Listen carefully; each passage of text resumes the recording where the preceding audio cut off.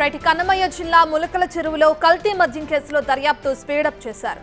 మద్యం సరఫరా, ఆర్థిక లావాదేవీలపైనే పోలీసులు ప్రధానంగా ఫోకస్ చేశారు. అయితే మద్యం కేసులో పరారీలో ఉన్న నలుగురు నిందితుల కోసం ముమ్మరంగా గాలింపు చేపట్టారు. ఈ కేసులో నిందితుల దగ్గర దొరికిన డైరీ అత్యంత కీలకంగా మారింది.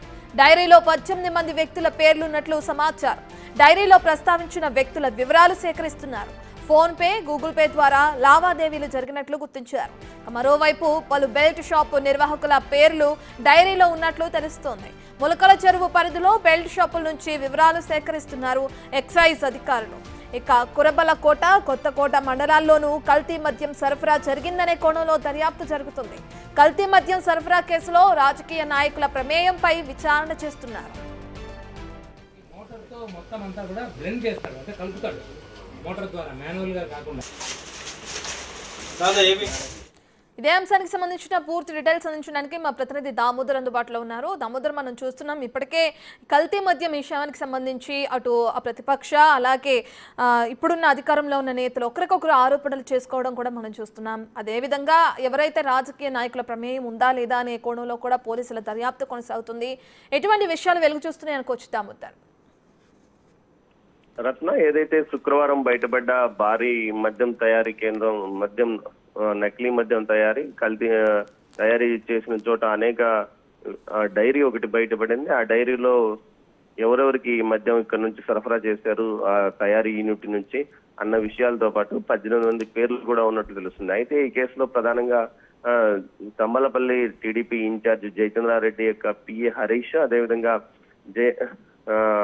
జగన్మోహన్ జయచంద్రారెడ్డికి స్నేహితుడు, గత ఎమ్మెల్యే ఎన్నికల సందర్భంగా మొత్తం వ్యవహారాలు ఇతనే చూశాడు అంటున్నారు. అదేవిధంగా సురేందర్ నాయుడు, పార్టీ సీనియర్ కార్యకర్త, మొలకల చెరువుకు సంబంధించి ఇతని సమీప మొలకల చెరువు మండలం కమ్మవారిపల్లికి సంబంధించి సర్పంచ్ గా ఉన్నాడు. ఈ నేపథ్యంలో వీరందరూ ఇందులో పాత్ర ఉందనే విషయం బయటికి రావడంతో దీనికి సంబంధించి పోలీసు ఏదైతే ఎక్సైజ్ శాఖ తనిఖీలు నిర్వహిస్తున్నారు. ఇప్పుడు తనిఖీలు నిర్వహిస్తున్న ఎక్సైజ్ శాఖ గత 10 నెలలుగా ఈ వ్యవహారం నడిచినప్పటికీ ఎందుకు పట్టించుకోలేదు, స్థానికంగా ఉన్న అధికారులు సహకరించారనే ఆరోపణలు కూడా ఉన్నాయి.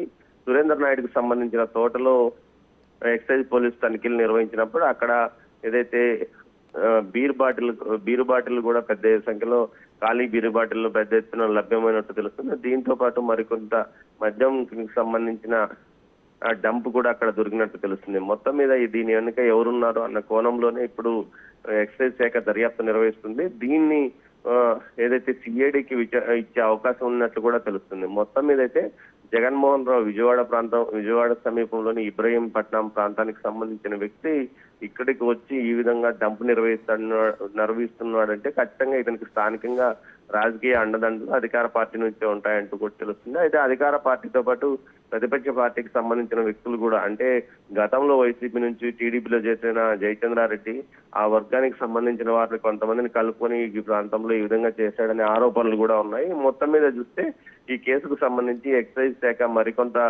దర్యాప్తు కోసం ఏదైతే సురేందర్ నాయుడుతో పాటు రాజేష్ వీరి నివాస గృహాలతో పాటు వారి పంట పొలాల్లో కూడా తనిఖీలు నిర్వహిస్తున్నారు. రత్న, దామోదర్, ప్రధానంగా ఈ కేసులో ఇప్పుడు ప్రధానంగా అటు డైరీ అనేది ప్రధాన పాత్ర పోషిస్తుందని మనం చెప్పుకోవచ్చు. ఆ డైరీలో 18 మంది వ్యక్తుల పేర్లు ఉన్నట్లు కూడా సమాచారం. 18 వ్యక్తిని విచారిస్తున్నారా? వాళ్ళందరినీ కూడా అదుపులోకి తీసుకున్నారా? దానికి సంబంధించిన డీటెయిల్స్ విధంగా ఈ కేసుకు సంబంధించి 9 మంది అరెస్ట్ అయ్యారు, 4 పరారయ్యారు. పరారులో ఉన్న వ్యక్తుల్లో A1 ముద్దాయిగా ఉన్న ఏదైతే జగన్మోహన్, అదేవిధంగా రాజేష్, సురేందర్ నాయుడు మరో వ్యక్తి. అయితే ఈ డంపు ఏదైతే మద్యము తయారీ కేంద్రం మీద దాడి చేసినప్పుడు ఒక డైరీ దొరికింది. అందులో 18 మంది పేర్లు ఉన్నాయని చెప్తున్నారు. అంతేకాక 78 బెల్ట్ షాపుల వివరాలు, 78 బెల్ట్ షాపులకు వీరు సరుకు సరఫరా చేసినట్లు అందులో.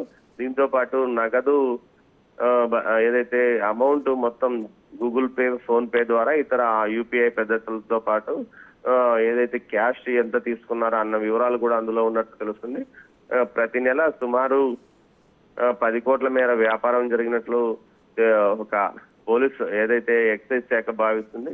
మొత్తం మీద సత్యసాయి జిల్లా, అదేవిధంగా కడప, అన్నమయ్య జిల్లా, ఈ 3 జిల్లాల పరిధిలో వీరు ఈ విధమైన కల్తీ మద్యాన్ని బెల్ట్ షాపుల ద్వారా అమ్మినట్టు తెలుస్తుంది. అదేవిధంగా అయితే జాతరలు ఇలాంటి పర్వదినాల సందర్భంగా పెద్ద ఎత్తున ఈ బెల్ట్ షాపులకి సరుకును సరఫరా చేసినట్టు తెలుస్తుంది.